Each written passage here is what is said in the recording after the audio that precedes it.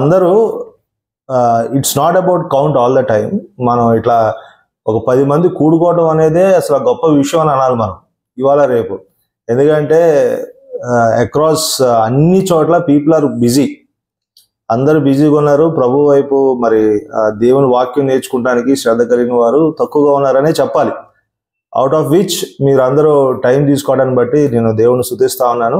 అంత మాత్రమే కాకుండా మీ వలన మరి దేవుడు మరొకసారి నాకు ఇట్లా అవకాశం ఇచ్చినందుకు దేవుని స్తుతిస్తా ఉన్నాను. సో నేను ఏం చేస్తానంటే నాకు యూజువల్గా ఉన్న అలవాటు ఏంటంటే నేను కంఫర్ట్గా ఫీల్ అవడానికి I actually shoot some questions. So చాలా జనరల్ క్వశ్చన్స్ 1-2 మాట్లాడి క్విక్గా I will get in to the subject. నా కైండ్ రిక్వెస్ట్ ఏంటంటే ఎవరైనా నన్ను ధైర్యపరచాలి, ఎవరైనా నన్ను ప్రోత్సహించాలనుకుంటే దయతో మాట్లాడడానికి ప్రయత్నం చేయండి. ఓకే, సో నేను చాలా క్విక్గా బేసిక్ క్వశ్చన్ 1-2 అడుగుతాను. మీరు ఫస్ట్ క్వశ్చన్కి ఎస్ అయితే హ్యాండ్ రైజ్ చేయండి. ఓకే, సెకండ్ క్వశ్చన్కి సమాధానం ఇద్దరు, కానీ సమయం లేదు కాబట్టి I will goes little quick. ఇక్కడ ఎంతమంది రక్షణ పొందారు? ఎంతమంది రక్షణ పొందారు? యాజ్ ఐ రైట్లీ సెడ్, చాలా ఫౌండేషనల్ అండ్ బేసిక్ క్వశ్చన్. రక్షణ పొందాము అని అన్న వాళ్ళందరూ కూడా క్విక్గా హ్యాండ్ రైజ్ చేయండి, లేదంటే మ్యూట్ తీసుకొని చెప్పడానికి ప్రయత్నం చేయండి. ఓకే, కొన్ని వచ్చినాయి. ఇప్పుడు మిగతా వాళ్ళు కూడా రెస్పాండ్ అవుతా ఉన్న క్రమంలో ఇమీడియట్ ఫాలోఅప్ క్వశ్చన్ ఏంటంటే దీనికి సమాధానం ఇవ్వాలి. అట్లీస్ట్ ఒకరిద్దరు సమాధానం ఇస్తే I will go in to the topic. Okay, మనం అందరం కూడా రక్షణ పొందామని చెప్తున్నాం. నేను కూడా హ్యాండ్ రైజ్ చేశాను saying that I'm also saved. So ఇప్పుడు ఫాలోఅప్ క్వశ్చన్ ఏంటంటే రక్షణ పొందామని అంటున్నాం మనం. ఓకే, సో రక్షణ పొందాము అన్నప్పుడు దేని నుండి రక్షణ పొందావు? సేవ్డ్ ఫ్రమ్ వాట్ అనే question, immediate question. Saved from what? So ఇప్పుడు మీరు అన్మ్యూట్ చేసి క్విక్గా ఒకరిద్దరు చెప్పాలి మీ యొక్క ఆలోచన ఏంటి. ఇమీడియట్గా ఆ ప్రశ్న అడిగినప్పుడు మీ సమాధానాలు ఏంటి? రక్షణ పొందాము అని మనం అందరం రూఢిగా నమ్ముతున్నాం, దాన్ని బట్టి దేవునికి వందనాలు. అయితే దేని నుండి రక్షణ పొందాం అనేది ప్రశ్న. యేసుక్రీస్తు రక్తం ద్వారా పాపాల నుండి. Wonderful, thank you so much, wonderful. ఇంకా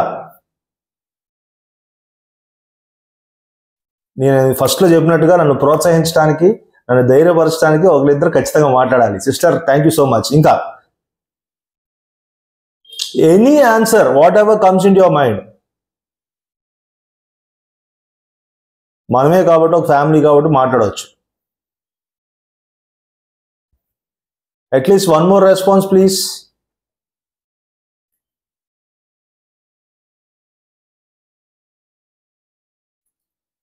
రైట్, సో రెస్పాన్స్ వచ్చినట్టే నేను కన్సిడర్ చేస్తా ఉన్నాను. నేను ప్రశ్నలు అడుగుతాను కూడా ఒక ముఖ్య కారణం ఏంటంటే so that we all will be on the same page, కొంచెం అటెంటివ్గా మనం ఫోకస్డ్గా ఉంటామని. ఎందుకంటే జూమ్లో జస్ట్ కనెక్ట్ అవ్వడం వల్ల ఎటువంటి లాభం లేదు. Unless we listen, we give that proper attention. So I'm wishing that అందరం కూడా అటువంటి కంఫర్ట్ జోన్లో ఉన్నామని అనుకుంటున్నాను. అయితే నేను అడిగిన ప్రశ్నకి సమాధానం సిస్టర్ గారు ఏం చెప్పారంటే చాలా కరెక్ట్గా, యేసు ప్రభువు వారి కృపను బట్టి మనం పాపాల నుంచి రక్షణ పొందాము అని అంటున్నారు.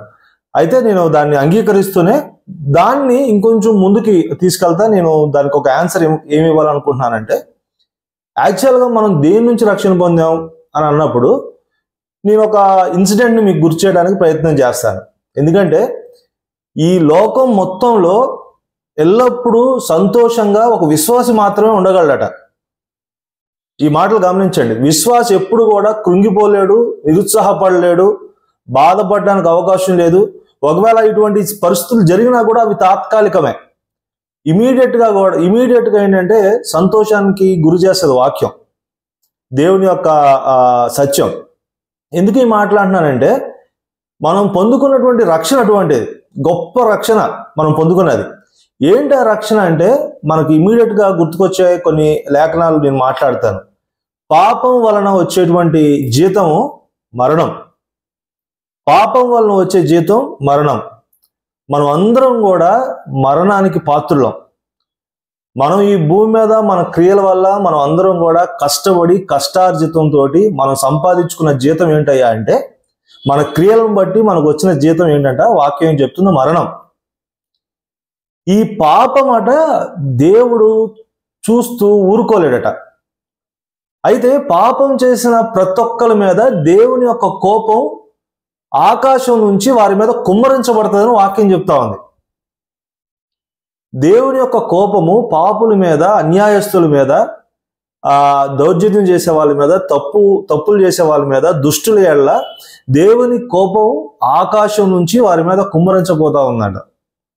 అయితే మనం అందరం కూడా అటువంటి ఒక గుంపుకు సంబంధించిన వాళ్ళం. పాపం చేసాం, ఆ పాపం వల్ల మనం పొందుకున్నటువంటి ఒక జీతం మరణం. అయితే ఇంత గొప్ప మరణం నుంచి మాత్రమే కాకుండా ప్రాథమికంగా దేవుని యొక్క కోపం నుంచి, ఆయన కోపాగ్ని నుంచి, ఆయన ఉగ్రత నుంచి మనం అందరం తప్పించబడ్డామట. దేవునికే మహిమ కలుగును గాక.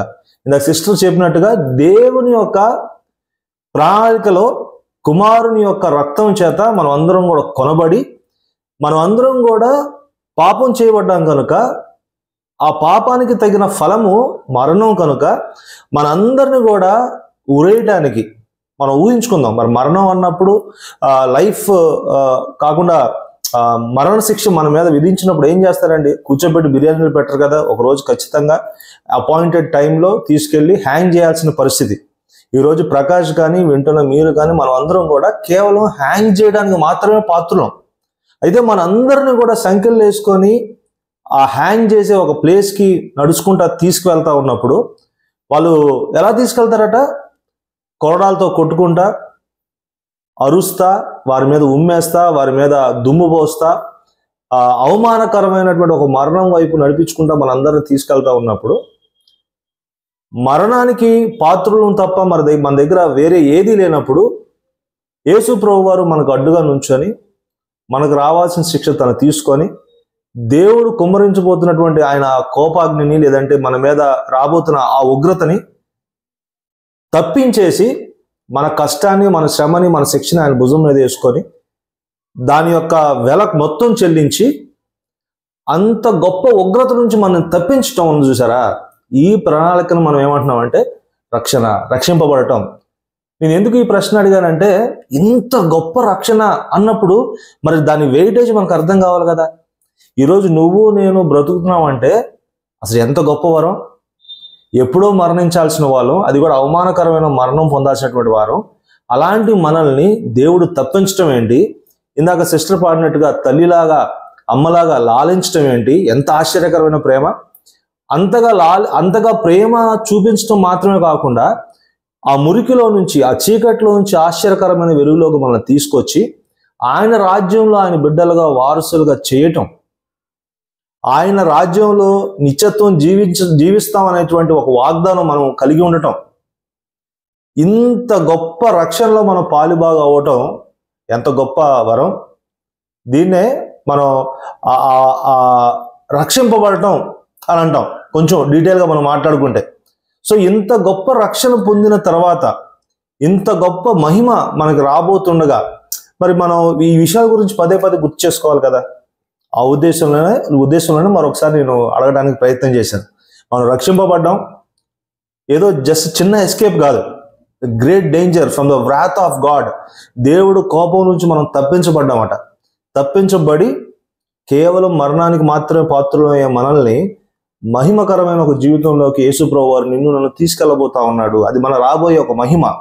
వీటిని గమనించుకుంటా ఉన్నప్పుడు ఈ భూమి మీద ఉన్నటువంటి ఎంత కష్టమైనా కూడా తాత్కాలికమే అనేటువంటి సత్యం నీకు నాకు తెలిసినప్పుడు ఎంతో ఉత్సాహంగా, సంతోషంగా మనం ముందుకు అడుగులు వేసుకుంటా సియోను పాటలు పాడుకుంటా ఆయన సన్నిధికి చేరడానికి ప్రయత్నం చేస్తాం. కనుక అందరూ సంతోషంగా ఉందాం. ఏ సమస్య ఉన్నా, ఏ పరిస్థితి ఉన్నా కూడా మనకు జరిగినటువంటి ఆ రక్షణ కార్యాన్ని గమనించుకుంటా, రాబోయే ఆ మహిమకరమైన జీవితాన్ని గమనించుకుంటా, ఈ జీవిత యాత్రలో ఉన్నటువంటి చిన్న చిన్న కష్టాలు చాలా తాత్కాలికమని గమనించుకుంటా, ఈ పరిస్థితుల్లో కూడా దేవుని స్తుతిస్తూ, ఆరాధిస్తూ, ఆయన వైపు చూస్తూ, ఆయన మనల్ని రెస్క్యూ చేసిన విధానాన్ని బట్టి ఆయనకు మహిమపరుచుకుంటా ముందుకు సాగిపోవడమే క్రైస్తవ జీవితం. దేవునికి మహిమ కలుగును గాక. ఆమేన్. సో ఆమేన్ అన్నప్పుడు ఎవరైనా థమ్స్ అప్ ఇవ్వడానికి ప్రయత్నం చేయండి. Yeah, praise the Lord. అయితే ఈరోజు నా ప్రయత్నం ఏంటంటే చాలా క్విక్గా ఒక చిన్న గ్రంథం వైపు మీ యొక్క దృష్టిని తీసుకెళ్ళడానికి నేను ఇష్టపడతా ఉన్నా. దయతో యాక్టివ్గా పార్టిసిపెంట్గా ఉంటున్న ప్రతి ఒక్కరు కూడా మీ బైబిల్ని తీయడానికి ప్రయత్నం చేయండి. నాకు సమయం చాలా తక్కువ ఉంది కనుక నేను పైన అంటే ఒక ఓవర్ వ్యూగా నేను నేర్చుకున్న కొన్ని విషయాలు మీతో పంచుకోవడానికి ప్రయత్నం చేస్తాను. ఇది ప్రయత్నం చేయడానికి ఉన్నటువంటి ముఖ్య ఉద్దేశం, అంటే నాకు కలిగి ఉన్న ఒక ముఖ్య ఉద్దేశం ఏంటంటే, ఈ యొక్క గ్రంథం లేదంటే ఈ యొక్క పుస్తకం వైపు నేను కొన్ని విషయాలు మాట్లాడుతున్నప్పుడు ఆ విషయాలు మిమ్మల్ని ఆసక్తికి గురి చేసి మీరు వ్యక్తిగతంగా ఆ యొక్క గ్రంథాన్ని చదువుతారనేటువంటిది ఒక కోరిక. ఎందుకంటే మీరు గమనిస్తే ఇంతకు ముందు కూడా నేను కొలసీలకు రాసినటువంటి పత్రిక గురించి ఒక ఓవర్వ్యూ ఇచ్చాను. బహుశా అది ఎవరికైనా ఉపయోగపడిందో లేదో నాకు తెలియదు, కానీ అప్పటి ప్రయత్నం కూడా ఏంటంటే స్పెసిఫిక్గా ఒక దాని గురించి అవగాహన వచ్చినప్పుడు మరింత లోతుగా తెలుసుకోవాలనేటువంటి కోరిక కలుగుతుంది. అది దేవుడు కలిగించేటువంటి ఒక స్పందన కాబట్టి మరి ఇప్పుడు కూడా అటువంటి ప్రయత్నం చేస్తాను. జెఫన్యా పాత నిబంధన ఉన్నటువంటి గ్రంథము. జెఫన్యా మనం మైనర్ ప్రాఫిట్స్ అని మాట్లాడతాం. మీరందరూ బహుశా ఇంతకుముందు చదివే ఉంటారు. నేను యాక్చువల్గా మీ దగ్గర చెప్పడానికి సిగ్గుపడను, భయపడను. పాత నిబంధన అనేది నాకు చాలా నేను ఆ విషయాల్లో వెనకబడి ఉన్నా.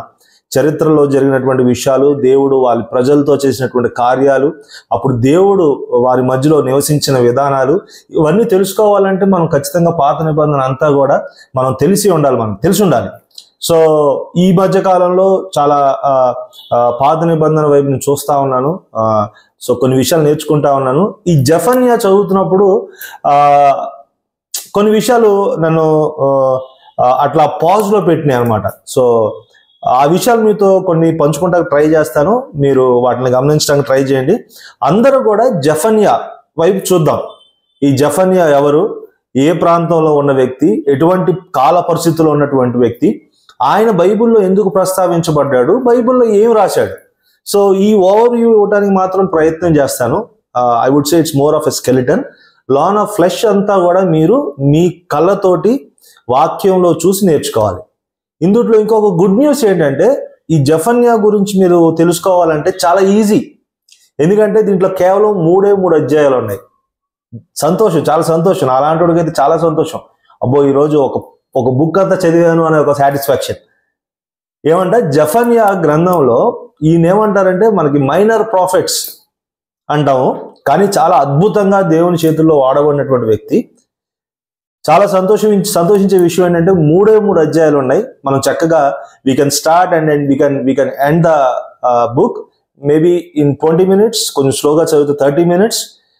దాంట్లో మనకు ఒక ఓవర్ వ్యూ వచ్చేస్తుంది. ఠీకే, so I will take you through. మీరందరూ కూడా జెఫన్యా తీయడానికి ప్రయత్నం చేయండి. పాత నిబంధన గ్రంథము కొంచెం సిమిలర్గా మీకు జకరియా కూడా మీకు కనబడుతుంది, బట్ ఐఎమ్ టాకింగ్ అబౌట్ జెఫన్యా. ఠీకే, జెఫన్యా గ్రంథం చూడండి. హగ్గాయికి యువతల ఉంటుంది, నాహుము హగ్గాయికి మధ్యలో, నాహుమ్ హబకూక్ హగ్గాయి వీటి మధ్యలో ఉంటుంది జెఫన్యా. ఠీకే, are you guys following me? ఎవరైనా ఒకరిద్దరు please. Thank you brother, thank you, that's encouraging, నిజంగానే encouraging. Okay, so let me just take you through. నేను ప్రయత్నం చేస్తాను, మీరు కూడా వ్యక్తిగతంగా మళ్ళీ చదవడానికి ప్రయత్నం చేయండి. సో ఈ జెఫన్యా ఇది రాసిన కాలం క్రీస్తు పూర్వం 640 నుంచి 609, అంటే క్రీస్తు పూర్వం. సో మీరు అది ఆలోచన చేయడానికి ప్రయత్నం చేయండి. ఎందుకంటే మనం ఎప్పుడైనా వాక్యం చదువుతున్నప్పుడు, ఏదైనా పుస్తకం చదువుతున్నప్పుడు ఆ కాల పరిస్థితులు అర్థం చేసుకోవడం చాలా ఇంపార్టెంట్. అప్పుడు కాల పరిస్థితులు ఏంటి, అప్పుడు అసలు ఏం జరుగుతుంది, ఏ ప్రాంతంలో ఉన్న పరిస్థితి, కొంచెం ఓవర్ వ్యూ తీసుకుంటే మనం చక్కగా ఇంట్రెస్టింగ్గా చదవడానికి అవకాశం ఉంటుంది. సో క్రీస్తు పూర్వం 640 ప్రాంతం నుంచి 609 ఈ కాలంలో జరిగినటువంటి కథనం. సో అప్పటి యూదా రాజు ఎవరయ్యా అంటే యోషియా. ఇది కూడా బ్యూటిఫుల్ క్యారెక్టర్, మనం ఖచ్చితంగా చదవాలి. 8 సంవత్సరాల చిన్న వయసులో రాజుగా ఎన్నుకోబడినటువంటి ఒక వ్యక్తి ఎటువంటి అద్భుత కార్యాలు చేశాడు యూదా రాజ్యంలో. ఒక రాజుగా ఎటువంటి సంస్కరణలు తీసుకొచ్చాడు. ఒక 8 years చైల్డ్ ఒక కొంచెం టీన్గా అయినప్పుడు ఎలా వ్యవహరించాడు, మనలాగా యూత్లో ఉన్నప్పుడు ఎటువంటి కార్యాలు చేశాడు, దేవుడి కోసం ఎటువంటి అద్భుతమైనటువంటి సాక్ష్యం కలిగి ఉన్నాడో మనం యోషియా చూస్తున్నప్పుడు అర్థమవుతుంది. అది not a part of this session. Okay, అయితే ఈ జెఫన్యా అనేటువంటి వ్యక్తి అట ఇర్మియా, నాహూము, హబాకుకు వీళ్ళు బ్రతికినటువంటి కాలాల్లో ఉన్నటువంటి వ్యక్తి అయినా, అందుకే వాళ్ళ పక్క పక్కన కూడా ఉంటాయి, ఎందుకంటే ఒకటే టైం లైన్లో రాసినటువంటి పుస్తకాలు ఇవన్నీ కూడా. I'm talking about a person called Zephaniah. He's a minor prophet. క్రీస్తు పూర్వం 640 ఆ సంవత్సరం ఆ ప్రాంతంలో ఉన్నాడు. ఆ కాలాల్లో యెషియా అనేటువంటి రాజు, మనం యూదా వారికి రాజుగా, ఇజ్రాయెల్ రాజుగా ఉంటాం, మనం గమనిస్తూ ఉన్నాం. అయితే ఈ జెఫన్యా అనేటువంటి వ్యక్తి హబకుకు, నాహూము, ఇర్మియా వీళ్ళతో సమకాలీన వాడుగా మనం గమనిస్తూ ఉన్నాం. అయితే ఇంకొక అద్భుతమైన విషయం ఏంటంటే, ఈ జెఫన్యా ఎవరైతే మనం ఈరోజు చూస్తూ ఉన్నామో, ఈయన ఎవరయ్యా అంటే వీళ్ళ ముత్తాత గారు రాజుగా ఉన్నాడు ఆయన. వాళ్ళ వంశం నుంచి వచ్చినటువంటి ఒక రాయల్ లైనేజ్ లోంచి వచ్చినటువంటి ఒక వ్యక్తి. ఇప్పుడు మన హైదరాబాద్లో చూస్తాం, నిజాము వంశస్థులు అంటే ఒక గౌరవం. వాళ్ళు ప్యాలెస్లో ఉంటారు, ఇప్పటికి కూడా గుర్రాల్లో వస్తారు, వింటేజ్ కార్లు వాడతారు, ప్రజల్లోకి రారు, వాళ్ళ జీవితాలు చాలా అద్భుతంగా ఉంటాయి. నేను అది గమనించుకుంటా, మరి జెఫన్యా కూడా దానికి తీసుకోలేదు వాస్తవానికి. ఎందుకంటే రాజుల కుటుంబం నుంచి వచ్చినటువంటి జెఫన్యా రాజులాగే బతకాలి, కానీ ఆయన జీవితం అలా లేదు. ఆయన జీవితం ఎలా ఉందయ్యా అంటే, దేవుని చేతిలో పట్టబడ్డాడు, కేవలం దేవుని పనులు చేయడానికే ఆయన ముందుకు అడుగులు వేశాడు. ఆయన జీవితం అంతా దేవుడి కోసం నుంచున్నాడు. హల్లెలూయా. సో దేవుడు ఎలా కొంతమంది వ్యక్తులను వాడుకుంటాడో మనం జెఫన్యా యొక్క జీవితం చూసినప్పుడు మనం గమనిస్తాం. కొంచెం ముందుకెళ్తే, అయితే అప్పటి కాల పరిస్థితులు ఏంటి, ఈ జెఫన్యా జీవించినటువంటి కాలంలో ఇప్పుడు హైదరాబాద్ ఎలా ఉంది మనం గమనిస్తే, high rise buildings, IT hub, okay, great transactions, పెద్ద పెద్ద BMW కార్స్. అదేవిధంగా జెఫన్యా జీవిస్తున్నటువంటి సమయంలో అప్పుడు పరిస్థితులు ఏంటి అంటే, దేవుని జనాంగంగా ఉన్నటువంటి యూదులు, ఆ యూదుల యొక్క జీవిత విధానం ఎలాగుందయ్యా అంటే, దేవుడిని లేదంటే దేవుడి వైపు చూడని జనము, దేవుడంటే భయం లేని ఒక జనము, దేవుడంటే గౌరవమే లేని జనము. దేవుని యొక్క ఆ దేవాలయం ఎంత పరిశుద్ధంగా, ఎంత బాధ్యతగా, ఎంత ఆరాధన చేస్తూ ఉండేదో అటువంటి దేవాలయాన్ని మర్చిపోయారట.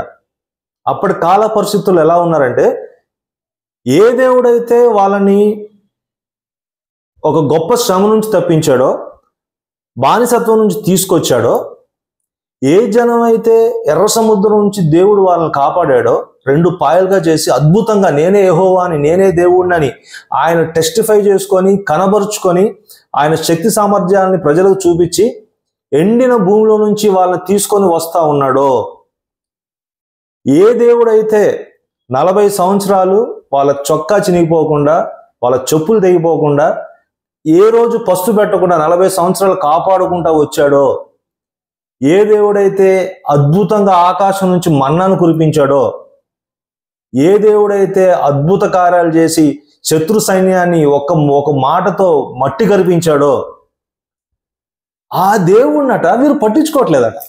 అది జరిగే పరిస్థితి. ఆ దేవుడు ఎవరో మాకు తెలియదు అంటున్నారంట వీళ్ళు. దేవుడా అయితే అంటున్నారంట. అప్పటి కాల పరిస్థితులు ఏంటంటే, యెహోవా దేవుడు వారిని చెరలో బందీలుగా, బానిసలుగా ఉన్నప్పుడు అద్భుతమైనటువంటి ఆయన ప్రణాళికలో మోషే ద్వారా గొప్ప రాజు నుంచి, ఫరో నుంచి బయటికి తీసుకొచ్చి, అంత మహాసముద్రాన్ని ఎండిపోయిన సముద్రంలాగా చేసి అక్కడ నుంచి నడిపించుకుంటూ తీసుకొచ్చి అద్భుతంగా వారిని కాపాడుకొని, పోషించుకొని, వారికి ఒక గొప్ప వాగ్దాన భూమిని వారికి అనుగ్రహిస్తానని చెప్పి మాట్లాడి, వారి సన్నిధి, దేవుని యొక్క సన్నిధి వారితో పాటు నడుచుకుంటా, వారితో పాటే ఉంటా ఉంటే, దేవుడి యొక్క శక్తి సామర్థ్యాలను చూసి అన్నీ గమనించుకొని అయ్యా నువ్వే దేవుడు అన్నటువంటి ఒక ప్రజలు ఈరోజు నువ్వెవరు అంటున్నారట. నువ్వెవరో మాకు తెలియదు, నువ్వేమీ చేయలేవు, నీకంత సీన్ లేదంటున్నారట అప్పుడు ప్రజలు. అట్లా అని వదిలిపెట్టక ఈ దేవుడు మాకొద్దు, ఇంత చేశాడు, చేసి ఉండొచ్చు బహుశా, కానీ మాకొద్దు, మాకు కొత్త దేవుళ్ళు కావాలి, మాకు కొత్త దేవుళ్ళు కావాలి, పంట కోసం ఒక దేవుడు కావాలి, మా యొక్క పశువుల యొక్క సంపద కొరకు ఒక దేవుడు కావాలి, మా యొక్క ఆస్తి కోసం ఒక దేవుడు కావాలి, మా కడుపు కోసం ఒక దేవుడు కావాలి.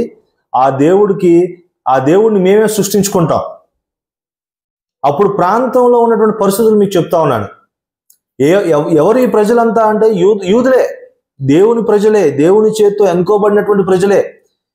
దేవుడే వాళ్ళ చేతుల్లో పట్టుకుని ఎర్ర సముద్రాన్ని దాటిస్తే ఒడ్డుకు చేరినాక నువ్వెవరు అన్న ప్రజలు వీళ్ళు. ఏమండి, ఒడ్డుకు చేరిన వెంటనే అంట నువ్వెవరో మాకు తెలియదు అన్నారట. దీన్ని మనం అప్లికేషన్ లాగా కూడా మనం తీసుకోవాలి. గమనించండి ఈ విషయం. నువ్వెవరో తెలియదు దేవుడా అని ఒకవేళ మనం అంటనే గమనించండి. Going back to the history, అక్కడ పరిస్థితులు మళ్ళా నేను మాట్లాడుతున్నప్పుడు వాళ్ళు ఏం చేస్తా ఉన్నారంటే, సరే ఈ దేవుడు మాకు ఓకే, ఈ దేవుడిని ఇక్కడే పెడతాము, కానీ ఈ దేవుడితో పాటు మాకు వేరే దేవుళ్ళు కావాలి. ఈ దేవుడు ఓకే ఫీల్ అవుతాడేమో, ఓకే ఇక్కడే ఉండని, కానీ మాకు రకరకాల దేవుళ్ళు కావాలి. అవసరమైతే మిద్దెలెక్కి ఆకాశం వైపు సూర్యుడిని కూడా మేము నమస్కరిస్తాము. అవసరమైతే ఆ దేవుడు ఒకవేళ కోరుకుంటే మా సొంత బిడ్డలను కూడా తీసుకెళ్లి నరబలిస్తాము. అసలు ఈ దేవుడు ఇక్కడే ఉండి పర్లా, ఈ దేవుడి దగ్గర ధర్మశాస్త్రం ఉందా మాకు సంబంధం లేదు, అసలు అది ఎక్కడ ఉందో కూడా మాకు తెలియదు. ఏంటి మేము ఆరాధన చేయాలా, మేము చెయ్యం. దేవుడు ఉంటాడు ఓకే పర్లా, ఆరాధన చేయాలా చెయ్యం, బలు అర్పించాలా మేము అర్పించాం, హోమాలు పెట్టాలా పెట్టాం. ఇక్కడ ఆరాధన ఏం జరగదు, ఈయనకంత సీన్ లేదు. కానీ దేవుడు ఓకే ఉన్నాయి, మాకు వేరే దేవుళ్ళు కావాలి, మేము వాళ్ళని ఆరాధించుకుంటాం. ఇటువంటి పరిస్థితుల్లో దేవుడు వీళ్ళకి హెచ్చరికలు ఇస్తా ఉన్నాడు. అయితే మరొకసారి జెఫన్యాని ప్రభు వాడుకునే విధానం, జెఫన్యా ద్వారా దేవుడు ఇశ్రాయేల్ రాజు, దేవుడు యెహోవా తండ్రి ఎలా అయితే వారికి ఆ ప్రజలని ఉద్దేశించి దేవుడు ఎటువంటి ప్రవచనాలు చేశాడో మనం ఈ 3 అధ్యాయాల్లో మనం చూస్తాం. రైట్, నేను ఇంత ముందు చెప్పినట్టుగా I'm just trying to give you over view so that you go back to your home and try open the Bible. ఆ 3 అధ్యాయాల్లో అప్పటి కాల పరిస్థితుల్లో దేవుని హృదయం ఎంత ఘోషించింది.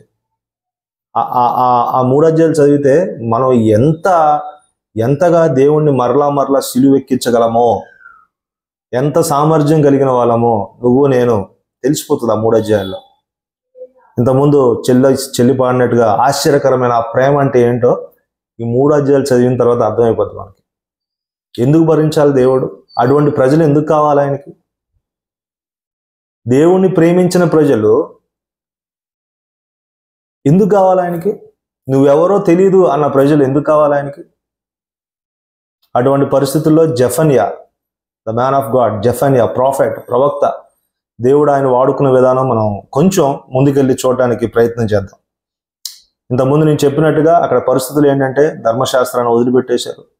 దేవుడు అంటే భయం లేదు, దేవుడు అంటే భక్తి లేదు, ఈ దేవుడు మాకొద్దు, కొత్త దేవుళ్ళు కావాలి అని చెప్తా విర్రవీగిపోతా, పాపంలో పోటీ పడతా, పాపం చేస్తున్నామని భయం కూడా లేకుండా బ్రతికేసినటువంటి ప్రజలు, ఆ ప్రజల వైపు దేవుడు చూస్తా కొన్ని కఠినమైనటువంటి మాటలు మాట్లాడటం మనం గమనిస్తాం.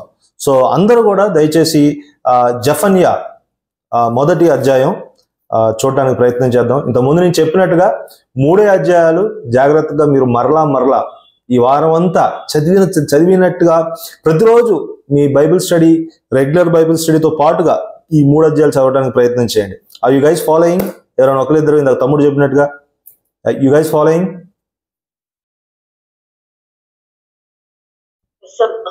Thank you. వావ్, ఇద్దరు వచ్చారా, వండర్ఫుల్, థ్యాంక్ యూ. సో 1వ అధ్యాయం నాది ఇంకొక హంబుల్ రిక్వెస్ట్ ఏంటంటే దయతో మనం బైబిల్ వైపు మన దృష్టిని పెట్టడానికి ప్రయత్నం చేద్దాం. ఎందుకంటే అక్కడ ఉన్న మాటలే నేను మాట్లాడతాను, అది మీరు ఫాలో అవుతా ఉంటే బాగుంటుంది. సో ఇప్పుడున్న ఓవర్ వ్యూతో మీరు గమనించండి. అప్పుడు పరిస్థితులు అలా ఉన్నాయి. అలా పరిస్థితులు అలా ఉన్నప్పుడు అక్కడ ప్రజలకి దేవుడే ఈరోజు మనం తండ్రి అని పిలిచినటువంటి దేవుడే, ఎప్పటికీ మారని దేవుడు, నిన్న నేడు ఏకరీతిగా ఉండే దేవుడు. ఆయన వ్యక్తిత్వంలో తేడా రాదు. ఆయన ఎంత గంభీరుడో, ఎంత ప్రేమ కలిగిన వాడో మనం గమనించుకోవాలా. ఆయన కూడా మన వంటి వాడే. ఆయన కూడా హృదయంలో బాధ ఉంటుంది, సంతోషం ఉంటుంది అని మనం నేర్చుకుంటా ఉన్నాం. సో ఆ దేవుడు ఏమంటున్నాడు చూడండి. ఆ 2-3 వచనాలు నేను చదువుతాను. దయతో మీ దృష్టి వాక్యం మీద పెట్టడానికి, ఆ వచనాల మీద పెట్టడానికి ట్రై చేయండి. 2-3 వచనాలు ఆయన ఏమంటున్నాడంటే, ఏమీ విడవకుండా భూమి మీద ఉన్న సమస్తమును నేను ఊడ్చివేసేదను, ఇదే యెహోవా వాక్కు. జెఫన్యా ద్వారా దేవుడు వారితో చెప్తున్నటువంటి మాటలు, జెఫన్యా ద్వారా దేవుడు అక్కడ ప్రజలతో చెప్తున్నటువంటి మాటలు. ఆయన ఏమంటున్నాడంటే చాలా గంభీరంగా, దేవుడే ఈ మాటలు మాట్లాడితే మనం వినగలమా? ఏమంటున్నాడంటే, ఏమీ విడవకుండా భూమి మీద ఉన్న సమస్తమును నేను ఊడ్చివేసేదను, ఇది యెహోవా వాక్కు. 3వ వచనంలో ఏమంటున్నాడంటే, మనుషులనేమి పశువులనేమి నేను ఊడ్చివేసేదను, ఆకాశ పక్షులనేమి సముద్ర మత్స్యములనేమి దుర్జనులనేమి వారు చేసిన అపవాదములనేమి నేను ఊడ్చివేసేదను, భూమి మీద ఎవరునూ లేకుండా మనుష్య జాతిని నిర్మూలము చేసేదను. దేవుడట కను రెప్పపాట్లో చేయగలిగే సామర్థ్యం కలిగిన వాడు. నిన్ను నన్ను క్రమశిక్షణలో పెట్టాలంటే ఆయనకి కనురెప్ప వేయడం కూడా లేట్ అయిపోద్ది, అంత అవసరం లేదు ఆయనకి. మరి గమనించుకుంటా మరి దేవుడు మన మీద చూపిస్తున్నటువంటి దీర్ఘశాంతాన్ని కూడా మనం గమనించాలి. మనమైతే మన తోటి సహోదరుల మీద అంత గొప్ప పేషెన్స్, అంత గొప్ప కామ్నెస్ సొంత భార్య మీద, సొంత భర్త మీద, సొంత సహోదరుల మీద మనం చూపించలేం. దేవుడు నేర్పిస్తా ఉన్నాడు. అది application. Okay, we're coming back to the text again. So దేవుని యొక్క మాటలు ఆయన ఏమంటున్నాడంటే, నేను ఊడ్చివేస్తాను. మనుషులు మాత్రమే కాదు, ఆకాశంలో ఉన్న పక్షులు కావచ్చు, పశువులు కావచ్చు, సముద్రంలో ఉన్న చేపలు కావచ్చు, ఏది లేకుండా భూమి మీద ప్రతిదాన్ని నేను ఊడ్చివేస్తాను, ఇది యెహోవా వాక్కు. జెఫన్యా, నువ్వు చెప్పు ప్రజలకి. అట్లీస్ట్ వారు భయపడతారేమో, నన్ను తెలుసుకుంటారేమో, వాళ్ళ సెన్సెస్లోకి వాళ్ళు వస్తారేమో. Zephaniah, go and shout in the streets అని ప్రభు చెప్తున్నటువంటి మాటలు మనం గమనించాలి. వీళ్ళు ఏం చేస్తున్నారు చూడండి 5వ వచనంలో. ఎవరైనా చదువుతారమ్మా 5వ వచనం క్విక్గా? My God, we're running out of time. 5వ వచనం, జెఫన్యా 1వ అధ్యాయం 5వ వచనం.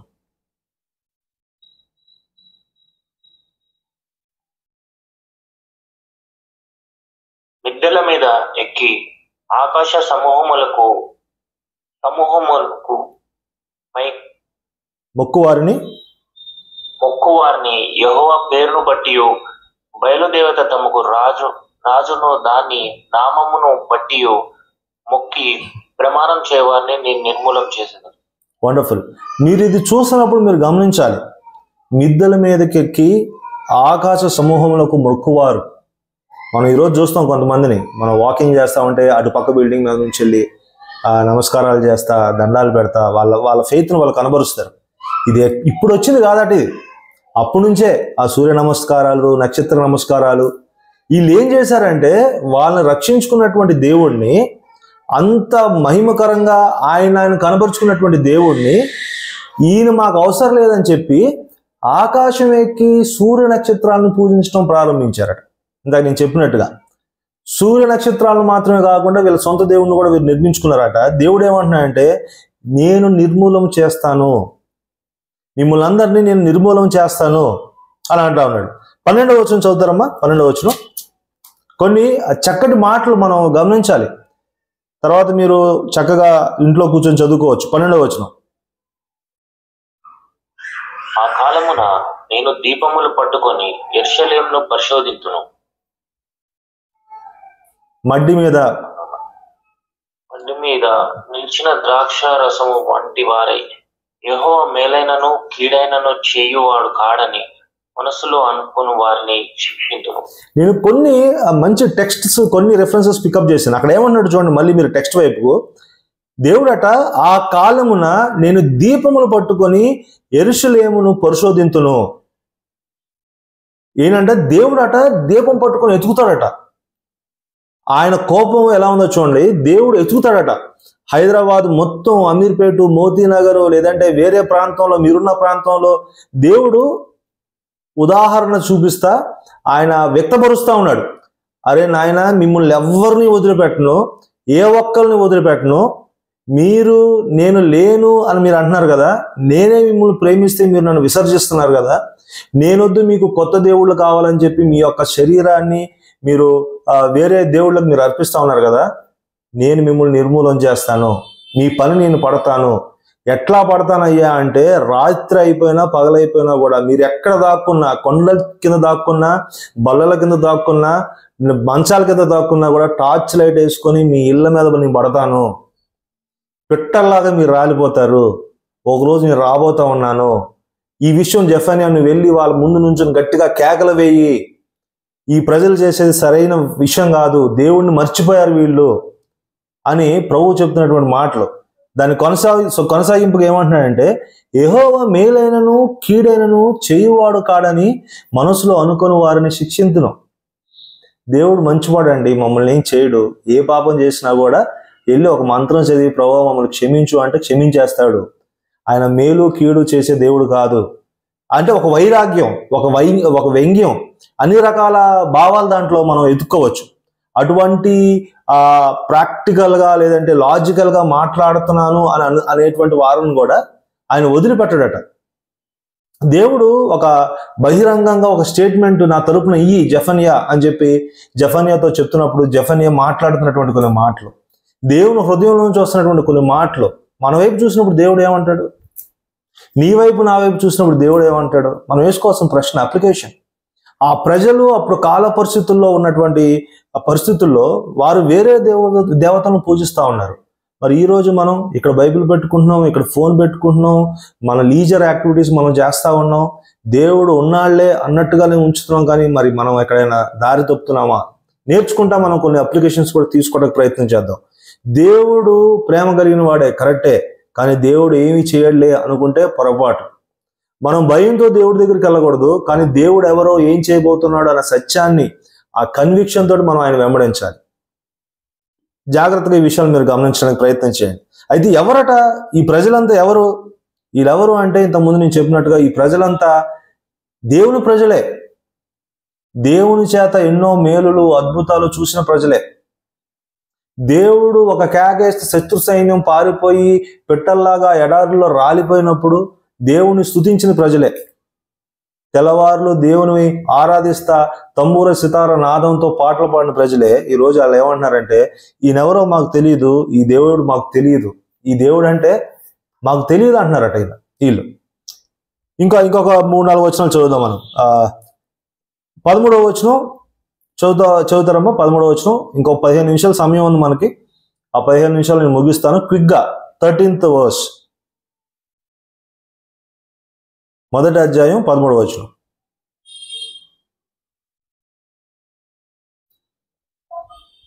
వారి ఆస్తి దోపుడు సొమ్మగును, వారి ఇండ్లు పాడగును, వారి ఇండ్లు కట్టుకుందరు కానీ వాటిలో కాపురముండరు.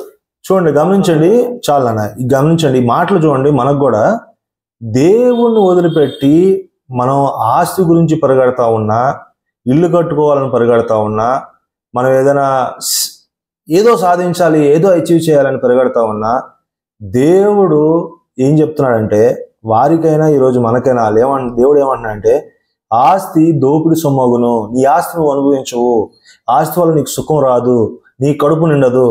వారి ఇండ్లు పాడగును, నువ్వు ఎంతో ఇష్టంతో ప్రేమతో నువ్వు ఇల్లు కట్టుకుంటావు అంటే, నేను లిటరల్గా ఇల్లు అని తీసుకున్నాను కానీ దాని అర్థం వేరు. అయితే నీ కుటుంబాలు పాడైపోతాయి, నీ జీవితాలు పాడైపోతాయి, నీ భవిష్యత్తు తరాలు పాడైపోతాయి. దేవుడు లేని ఒక తరాన్ని నువ్వు సృష్టించబోతా ఉన్నావు. వారు ఇల్లు కట్టుతారు కానీ ఆ ఇంట్లో వాళ్ళు కాపురం ఉంటారట, పరిగెత్తిస్తారు ఇంట్లోంచే బయటికి. దేవుడు లేకుండా మనం ఏమీ చేయలేమని ఈ మాటలు మళ్ళీ మనకి గుర్తు చేస్తూ ఉన్నాయి. ద్రాక్ష తోటలో వారు నాటుతారట కానీ వాటి రసంని పానము చేయరు. అంటే నువ్వు ఎంత కష్టం చేసినా దేవుడు ఇజ్రాయెల్ ప్రజల వైపు చూసి ఆయన చెప్తున్న ఒక మాట ఏంటంటే, అరే మీరు విర్రవీగిపోతా ఉన్నారు, నేను మౌనంగా ఉన్నాను అనుకుంటున్నారు, నేను కీడు చేయను అనుకుంటా ఉన్నారు. అయితే ఈరోజు నేను మీ వైపు చూస్తూ ఒక మాట ఏం మాట్లాడుతున్నానంటే, నేను మిమ్మల్ని వదిలిపెట్టను. ఒకరోజు దేవుడు అదే చేయబోతా ఉన్నాడు కదా. ఆయన తిరిగి వచ్చినప్పుడు ఆయన ఏం చేయబోతా ఉన్నాడంటే నిశ్చయంగా ఇదే చేయబోతా ఉన్నాడు. ఇన్ఫ్యాక్ట్ ఫ్యూచర్ ప్రాఫెసీస్ చాలా దీంట్లో ఉన్నాయి అని మనం గమనించాలి. ఏ ఒక్క దుష్టుడు కూడా భూమి మీద లేకుండా ఆయన పారద్రోలబోయి చేయబోతా ఉన్నాడు, చేయబోతా ఉన్నాడు. ఊడటం అంటే ఏంటంటే క్లీన్ స్వీప్. ఈ భూమి మీద ఈ రోజు విర్రవీగుతా దేవుడు అంటే ఎవరో తెలియదు అంట హల్లెలూయా బ్యాచ్ అని వెక్కిరిస్తా, ఓకే, చిన్న కులపోళ్ళు, లేదంటే వీళ్ళ దేవుడు వీళ్ళ మేకులే పీక్కోలేడు, ఆ దేవుడు చనిపోయాడు కదా ఇప్పటికైనా లెగిశాడా, ఇట్లా విర్రవీగుతా కొన్ని వీడియోస్ మనం చూస్తూ ఉన్నాం. అవి చూస్తూ ఉన్నప్పుడల్లా మనం గుర్తు రావాల్సిన ఒక విషయం ఏంటంటే, దేవుడు న్యాయం చేసే దేవుడు. ఖచ్చితంగా వీళ్ళందరినీ ఊడ్చేస్తాడు. ఆ రోజు ఒకటి రాబోతా ఉంది. ఈరోజు నాకు అవమానంగా లేదంటే చిన్నతనంగా అనిపించవచ్చు, కానీ ఒకరోజు దేవాది దేవుడు ఆయన ఏంటో ఆయన నిరూపించుకోబోతా ఉన్నాడు, ఆయన కనబరచబోతా ఉన్నాడు. ఆ రోజు ప్రతి మోకాలు వంగును, ప్రతి నాలుక ఆయనే దేవుడు అని చెప్పి కన్ఫెస్ చేయాల్సిందే. అదే చెప్తున్నాడు ఆయన.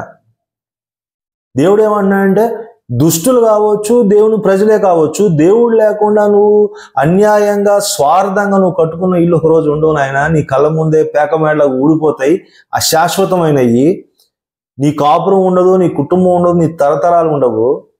నీ లేకుండా నువ్వు ఏదో చేయవచ్చు అని అనుకుంటున్నావు, అది నీ అవివేకము. నాలోనే అన్నీ దాగున్నాయి, సర్వ సంపదలు, సుఖము, సంతోషము నాలోనే దాగున్నాయి. వెర్రివాడ నా వైపు తిరుగు అంటున్నాడు ప్రభు. ఆ విషయాలు మనం గమనించాలి. అయితే 14వ వచనం, 15వ వచనం, 16వ వచనం చిన్నగా చదువుతా వెళ్తాను. మీరు దయతో ఆ వాక్యం వైపు చూడండి. యెహోవా మహాదినము సమీపమాయెను, యెహోవా దినము సమీపమై అతి శీఘ్రముగా వచ్చుచున్నది, ఆలకించుడి. ఈరోజు ఇది మనకి ఎంత యాప్టో చూడండి. హీఈస్ కమింగ్ బ్యాక్ అనే మాట మనం ప్రతిరోజు గుర్తు చేసుకోవాలి కదండి. మన తల్లిదండ్రులకు చెప్పాలి, మన బిడ్డలకు చెప్పాలి, భార్యకు చెప్పాలి, భార్య భర్తకు చెప్పాలి, అన్నదమ్ములు మాట్లాడుకోవాలి. అయ్యా ఆయన తిరిగి రాబోతా ఉన్నాడు, ఖచ్చితంగా చెప్పుకోవాలి. అసలు మన లైవ్లో ఉంటే చాలా బాగుండేది, చాలా చక్కగా ఇంటరాక్టివ్గా మాట్లాడుకునే వాళ్ళం. చెప్పుకోవాలా? How often do we remember that he's coming back, he's very close, he's nearby. ఈ వాక్యం అయిపోయిన తర్వాత నేను బైబిల్ క్లోజ్ చేసి నేను నా వర్క్స్లోకి నేను వెళ్ళిపోయి, మీ వర్క్స్లోకి మీరు వెళ్ళిపోయి, మళ్ళీ థర్స్డే వచ్చి ప్రైజ్ లార్డ్ బ్రదర్ అంటే దేవుడు ఏమంటున్నాడంటే, ఓవర్ యాక్టింగ్ చేయకండి, నేను అన్ని గమనిస్తా ఉన్నా. We have to take him so serious. ఒకవేళ మనం జస్ట్ ఒక 10 నిమిషాలు వాక్యం చదివి రోజు ఒక 5 నిమిషాలు ప్రార్థన చేసుకొని ఇదే నా క్రైస్తవ జీవితం అనుకుంటే పొరపాటు. We could be in deception. No, we have to grow in maturity, we have to grow in the Lord. వాక్యం మనం నేర్చుకోవాలి. ఈ తరానికి మనం వెలిగే దీపాల్లాగా మనం సమాజంలోకి వెళ్ళాలి. దేవుడు అందుకే పిలుచుకున్నాడు. ఆయన ఏమంటున్నాడంటే, మరలా చూడండి 14వ వచనం, యెహోవా మహాదినము సమీపమాయను, యెహోవా దినము సమీపమై అతి శీఘ్రముగా వచ్చుచున్నాడు, ఆలకించుడి, యెహోవా దినం వచ్చున్నది, పరాక్రమశాలురు మహారోదనము చేయుదురు. చాలా బ్యూటిఫుల్ టెక్స్ట్లు ఇవన్నీ కూడా. పరాక్రమశాలురు మహారోదనము చేయుదురు. నువ్వు ఢిల్లీలో నుంచొని నువ్వు ఎంతైనా తిప్పొచ్చు, మహా స్టేటస్లో నువ్వు ఉండొచ్చు, నువ్వు రాజు అయి ఉండొచ్చు, ఇంకా పెద్ద పదవి అయి ఉండొచ్చు, నువ్వు ఒక మాట చెప్తే ఏదైనా జరుగుతుంది అని అనుకోవచ్చు. కానీ వాక్యం ఏం చెప్తుందంటే మహారోదన చేస్తారట ఒకరోజు. దేవుడు వచ్చినప్పుడు వీరందరూ కూడా పెట్టల్లాగా రాలిపోతారు, చీమలను తొక్కినట్టు ఆయన తొక్కేస్తాడు. మహారోదన గురైపోతారు. అటు ఏం చేయాలో అర్థం కాదు, అయ్యో అని మాట్లాడి రోదనలు చేయడం తప్ప ఏమీ లేదు. కాబట్టి మనం కూడా బాధపడాల్సిన అవసరం లేదు. ఈరోజు ఒకవేళ అరే ఫలానా వాళ్ళు ఈ యొక్క పార్టీ మనల్ని నాశనం చేయబోతా ఉంది, వీళ్ళు మనల్ని తొక్కేస్తా ఉన్నారు, వీళ్ళ వల్లనే ఇట్లా ఉంది, వద్దొద్దు. వాళ్ళకు ఒక రోజు అవమానం రాబోతా ఉంది.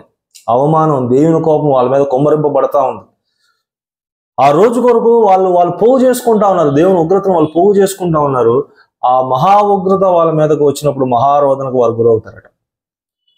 కనుక మనం ఏం చేయాలి? మనం ఏం గమనించాలి? విశ్వాసులకు మనం ఏం చేయాలంటే, ఆయన శీఘ్రంగా వస్తా ఉన్నాడు కనుక ఆయన మనం ఇగ్నోర్ చేయడానికి అవకాశం లేదు. ఒకవేళ మనం బాగానే ఉన్నాం అనుకుంటే మళ్ళీ రీచెక్ చేయాలి. What best I can do for the lord, like Zephaniah being a Kings grand son. చాలా ఇంట్రెస్టింగ్. మనం కొంచెం శాలరీలో హైక్ వస్తేనే చాలా ప్లాన్స్ చేసుకుంటాం. అదే రాజు కొడుకు అయితే ఈరోజు నేను ఉంటాను ఇక్కడ. గమనించాలి ఆ విషయాలు. అంటే మనం అప్లికేషన్లోకి చాలా వెళ్ళొచ్చు, కానీ సమయం చాలా తక్కువ ఉంది. I have just another 10 minutes. నేను క్లోజ్ చేస్తాను, తర్వాత మనం కొన్ని విషయాలు మాట్లాడుకోవడానికి ప్రయత్నం చేద్దాం. అయితే చివరిగా నేను ఈ ఫస్ట్ చాప్టర్ని క్లోజ్ చేసేస్తాను, because I wanted to take you further, but I will just close it of. తర్వాత వచనాలు చూద్దాం. 17, 18, 19 మొదటి అధ్యాయంలోనే, జనులు యెహోవా దృష్టికి పాపం చేసిరు కనుక నేను వారి మీదకి ఉపద్రవము రప్పించబోచున్నాను. వారు గుడ్డి వారి వలె నడిచెదరు, వారి రక్తము దుమ్ము వలె కారును, వారి మాంసము పెంట వలె పారవేయబడును.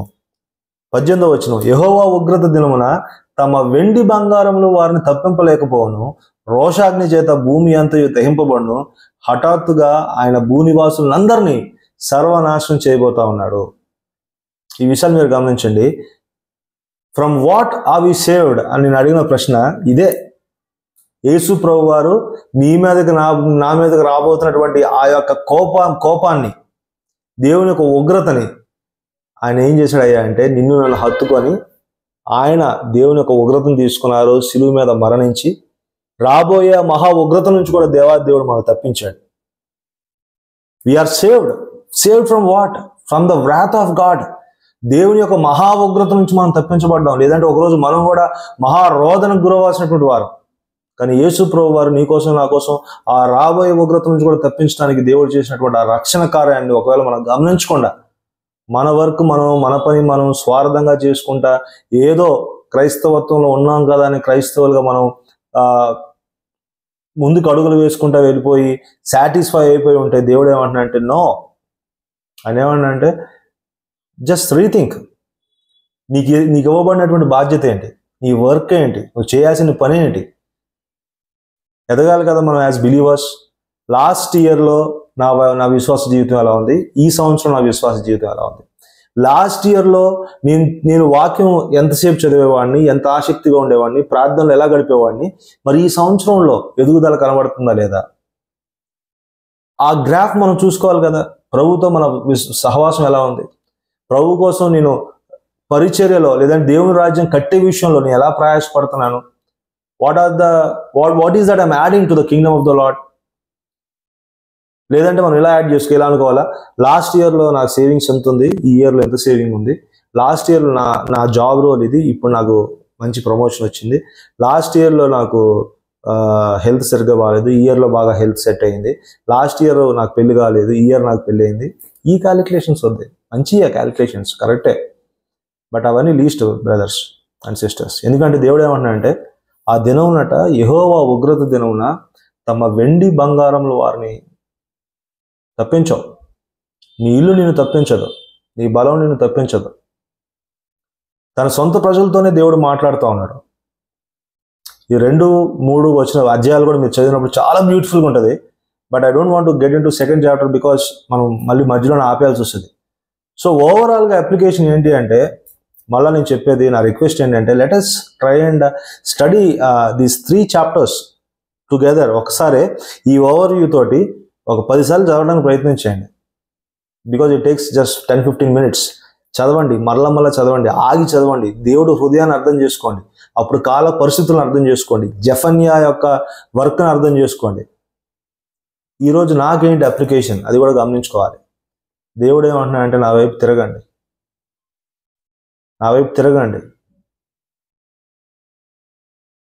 ఎందుకంటే 3rd chapterకి వెళ్ళే కల్లా there will be songs, there will be dancing, there will be joyful singing, celebrations. ఎందుకంటే 3rd chapter ends with a hope of deliverance, hope of salvation. ఆ దేవుడు, ఇదే దేవుడు ఈ 3వ అధ్యాయంకి వచ్చేసరికి ఆయన ఏమంటున్నా అంటే, ఇంత కోపం మీ మీద నేను కొమ్మరించాలని అనుకుంటా ఉన్నాను, అయితే ఇప్పుడైనా ఎవరైనా నా వైపు తిరుగుతారేమో, నేను మీకు మళ్ళా అవకాశం ఇస్తాను అంటాడు 2వ అధ్యాయంలో. ఆశ్చర్యమైన ప్రేమ, చెల్లిబాడినట్టుగా ఆశ్చర్యమైన ప్రేమ ఏంటంటే, ఇప్పుడైనా మీరు నా యొక్క ధర్మశాస్త్రం మీరు వదిలిపెట్టారు, ఆరాధన జరిగించట్లేదు, నేనెవరు అనే ప్రశ్న మీరు వేశారు, నేనెవరో తెలియదు అన్నట్టుగా మీరు జీవించారు, చేయకుండా పాపాలన్నీ చేశారు, బయలుదేవతను మీరు తెచ్చిపెట్టుకున్నారు, పూజలు చేశారు, అర్పణలు చేశారు, నన్ను మీరు తృణీకరించారు. వాస్తవానికి మీరైతే మరణానికి తప్ప మీరు దేనికి పాత్రలు కాదు. అయినప్పటికీ మీలో ఎవరైనా నా వైపు తిరిగి దీన మనసు కలిగి క్షమించమని అడిగితే I will make you dance, I will give you Joy, I will give you a great life అని ప్రభు 3వ అధ్యాయం చివరి భాగంలో చెప్తా ఉన్నాడు తండ్రి. ఎంత గొప్ప విషయం కదా. So I just want to leave you here because there is so much that we can talk, but only కొన్ని ప్రశ్నలు మనం వేసుకోవాల్సింది ఏంటంటే, మన వైపు కూడా చూస్తే దేవుడు ఈరోజు ఒకవేళ జెఫన్యాని పంపిస్తే జెఫన్యా కూడా ఏ మాటలు మాట్లాడతాడు. He's coming back, he's just at the hand, చాలా సమీపంగా ఉన్నాడు, త్వరగా రాబోతా ఉన్నాడు. What are you doing Prakash, what are you doing అని మనందరిని పేర్లు పెట్టి పిలుస్తాడు ఆయన. అయితే దేవుడు ఒకవేళ ఆయన వాక్కును పంపిస్తే వ్యక్తిగతంగా మనందరితో ఏం మాట్లాడతాడు ఆయన? విల్ హీ అప్రిషియేట్ అస్?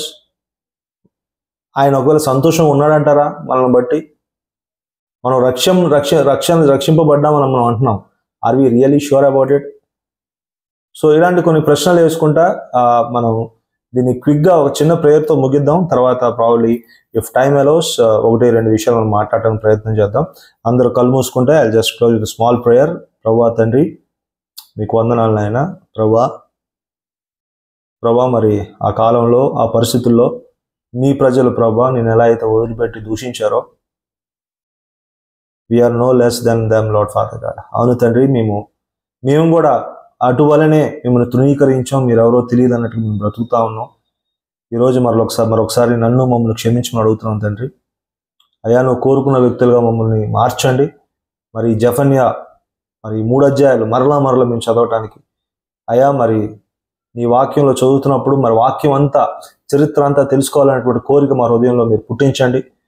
మా యొక్క ఆత్మీయ జీవితాన్ని వృద్ధిలోకి తీసుకెళ్ళమని, మీరే మహిమ పొందమని యేసు పరిశుద్ధ నామములో మిక్కిలి బతిమాలు వేడుకుంటున్నాం పరమ తండ్రి. Amen, amen. Thank you and praise the Lord. Thank you so much.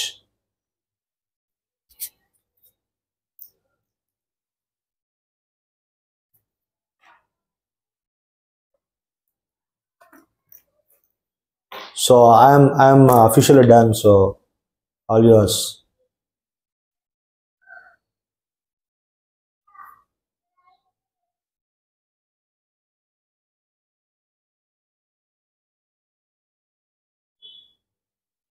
హరిత సిస్టర్ ఉన్నారా?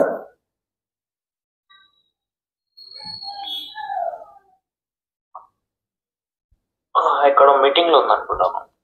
Okay. So let me just take this. ఎవరైనా ఏదైనా 1-2 విషయాలు మాట్లాడాలనుకుంటే please go ahead. Anything that you want to add? ఏదైనా ఒకరిద్దరు విషెస్ పంపుతా ఉన్నారు. మనకి we still have another 5-10 minutes కాబట్టి ఎవరైనా 1-2 విషయాలు మాట్లాడాలనుకుంటే you can take this opportunity and then will close it off. Thank you so much. Thank you so much.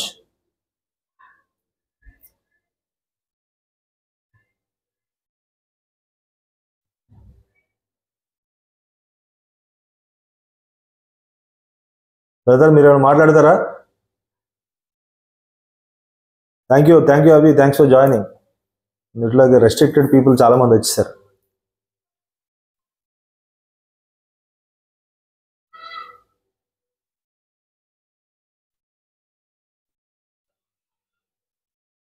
ఎందుకంటే నాకు అఫీషియల్గా ఏ రైట్స్ లేవు to close the session. So నేను కూడా మీలాగే కొంచెం మ్యూట్గా ఉంటాను. ఎవరైనా మీ తరపు లీడర్స్ ఎవరైనా they can take a call. So thank you Satish, thank you so much.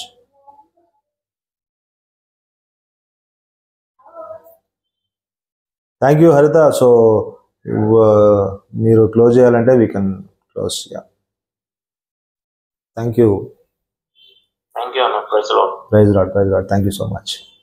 So I am done for the day. Good night. Thank you, sir. Thank you so much, sir. Thank you so much. Sir, thank you, sir. Thank you. Praise the Lord. Thank you. Praise the Lord.